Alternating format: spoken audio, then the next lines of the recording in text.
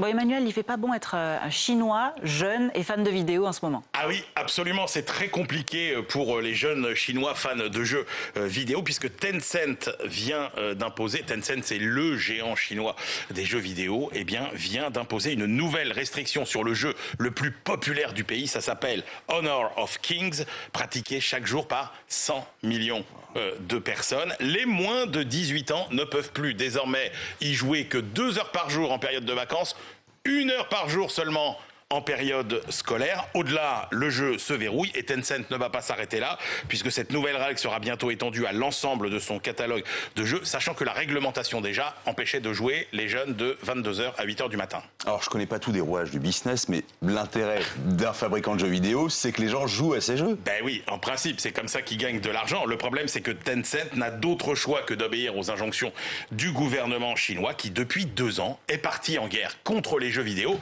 pour des raisons sociétales. Ces jeux vidéo sont considérés comme un poison, le nouvel opium du peuple, disent les organes officiels chinois. 24 millions de jeunes sont dépendants. La moitié des jeunes chinois seraient myopes et ce serait la faute aux jeux vidéo. Bon, tout ça n'est pas très prouvé scientifiquement, mais c'est l'opinion du gouvernement chinois. Et les jeux sont même considérés comme une menace pour la sûreté nationale, puisque l'armée ne veut plus que les soldats passent leur week-end à la caserne à jouer au détriment de leur santé physique et mentale. Bon, il y a quand même des enjeux politiques aussi. Bien évidemment, la grande question aujourd'hui, et pas qu'en Chine, c'est de savoir si partout les géants de la tech ne sont pas en train de devenir plus puissants que les États. Est-ce que Google, Amazon, Facebook, Apple, avec leur puissance financière, avec toutes les données qu'ils possèdent sur nous, n'ont pas plus de pouvoir sur nous que nos gouvernements? Eh bien, pour le gouvernement chinois, hors de question de perdre la main, d'où des mesures réglementaires très strictes prises ces dernières semaines pour favoriser la concurrence, en obligeant par exemple les mastodontes comme Alibaba à revendre une partie de leurs activités pour éviter qu'ils deviennent trop dominants.